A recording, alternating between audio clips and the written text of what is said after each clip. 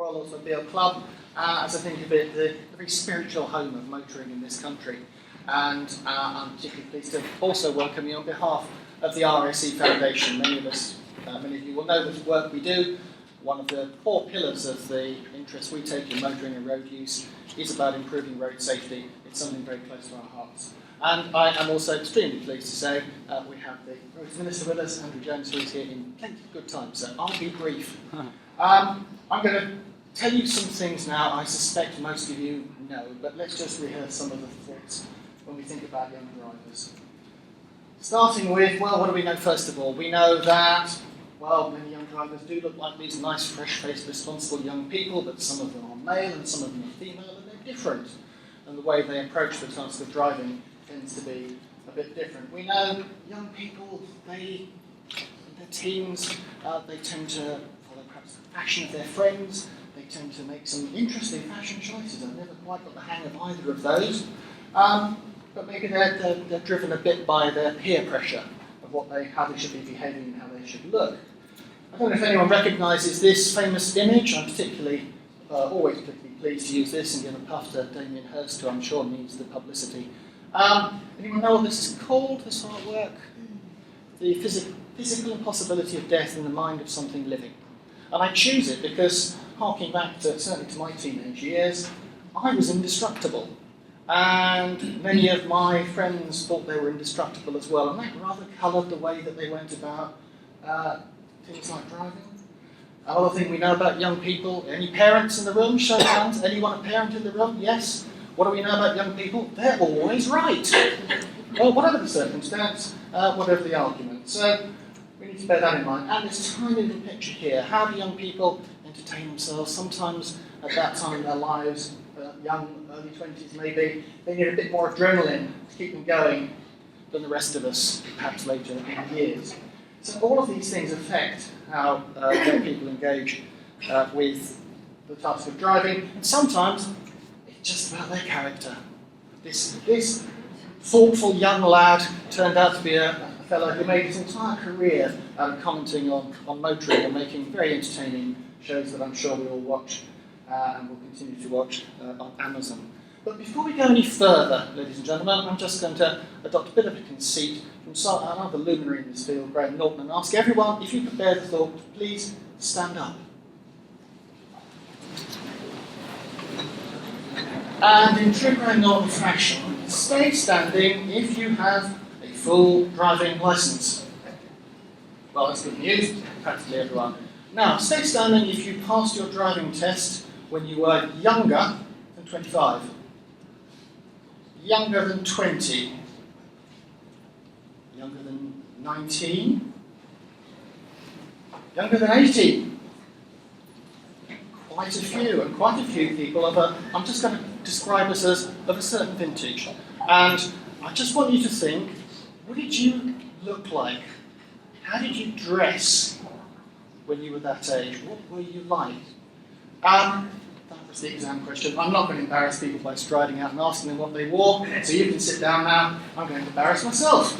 That's what I look like when I passed my driving test. I think a very suave-looking young fellow, you'd all agree. In fact, I imagine you're looking at that thinking, he looks even more handsome today. But the key thing is, I no longer have flares, I no longer have that particular motorbike, I don't have a full head of hair, and I'm not quite the risk taker that I was when I was that age. So when we're thinking about young drivers, we need to think about what they're like. Now, you're going to see lots of facts and figures today. I'm not going to bamboozle you with loads. I'm just going to say that we, or rather my colleague Bavin at the back there, has done a bit of work recently looking at young driver safety, the numbers, and drilling into also the question of why people at that age want to drive, why they might be need to. And one of the issues is, how do we go to work? Now, many of us will know the vast majority still, to this day, the vast majority of people who are going to go to work today in this country will go in a car, either as a driver or as a passenger. But what you might not know, the figures that Bavin's looked at on the Department for Work and Pensions database, is quite how many jobs, either explicitly or implicitly, require you to be a driver, to have a full driving licence, and quite possibly to have personal access to a car. 1 in 5, quite a high proportion. Now that's not of every job on the market, but nor does it take into account the people who need a car to access work. So it might not be a requirement of the job, but they might still need that because they're perhaps staying at home with their parents, but they want the widest possible range of job opportunities. And in apprenticeships, so specifically targeting on young people now, apprenticeships still 1 in 6. So it shouldn't surprise us that lots of young people still think that getting a full driving licence and getting access to a car for themselves is a high priority. And yet, here's the other statistic that I'm sure everyone knows, that young drivers aged 16 to 24 turn up to a disproportionate extent in the accident statistics. And that, I guess, is why we're all here today, because we all want to do something about it. To do something about it, I'll go back to my first point, we need to think about those young drivers, who they are, and when the risks are rising, and who they'll listen to, and that's what I'll come on to. Because what this shows us is, by and large, what's the most dangerous, what's the most risk-exposed time, who is it when we're talking about young drivers? Everyone here, I'm sure, has seen Wayne's World. It is a young male driver, late on Saturday evening, in a vehicle with their peers. You might think that Wayne's World is an extreme exaggeration of life at that age. All I can say, and I promise this is the last time you'll see an image of me, perhaps not as extreme as you might think. And if anything, I find that one slightly more embarrassing than the other one, so we'll move on. Now, some folk have told me over the years that the way to get young people to stop and think is to shock them. Is to show them the horrific consequences of irresponsible action on the roads. But if I hark back to my teens, or indeed, if, as I did, I asked my teenage sons about this, I find that trying to shock them doesn't actually work. They find images that I find shocking, they just laugh them off. It doesn't work for them. Other people find them so genuinely shocking that they're frightened of driving after all. So maybe we need to think of different ways. Again, you might have seen these. I picked some adverts off the internet. Here are some Australian advertisements which I rather appealed to me. Apologies at the back if you can't see them for reasons. For those of you who can see them, will understand I'm not going to read them out. But I think the idea of using humour to draw people into the message might be one we could do more of here. Here's somebody tossing a coin.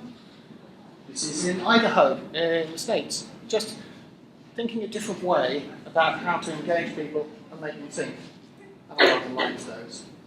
Maybe the answer is in the feedback we get through clever systems, telematic insurance policies and the like, or indeed some of the apps I know that folk in the room have developed, both to help people drive, learn to drive, and drive safely afterwards. One of the things I'll pick here, again, I'm sorry the print is so small, but on that score chart there, the big one, that says overall score 71%, top of the list, smooth driving. Now, again, I hark back to when I was 18, smooth driving was not what I aspired to. Sterling Moss was what I aspired to. Yes, I'm that old.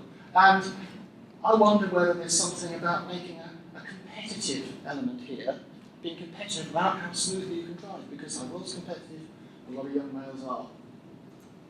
What else?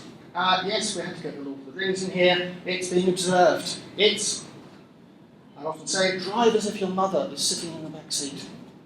Now, for some people, that might work, but there are policies, and some in the room might even be making them available, where your mother, or more likely the person who's paying the insurance premium, gets an alert if you're doing something that you shouldn't do. Maybe that's the answer, but maybe some of us don't like being observed. Maybe it's the development of the dash cam and the win-win, that if you are a young person and you are involved in any kind of incident, the chances are the first thing people are going to see is that you are a young driver. And whether we like it or not, immediately there'll be a suspicion, young driver, probably going too fast, probably inexperienced, probably half the cause of the problem. Well, maybe that wasn't so. If you've got a dash cam, then you've got proof. So it's not just about monitoring how you drive, it's about monitoring the driving environment that you're around. That might be part of the answer. There are some other things to be explored. You're going to spend the day exploring them. I'm absolutely delighted to be able to introduce the Roads Minister who's going to say what the government's exploring. I know this is close to his heart, so ladies and gentlemen, please welcome Andrew James.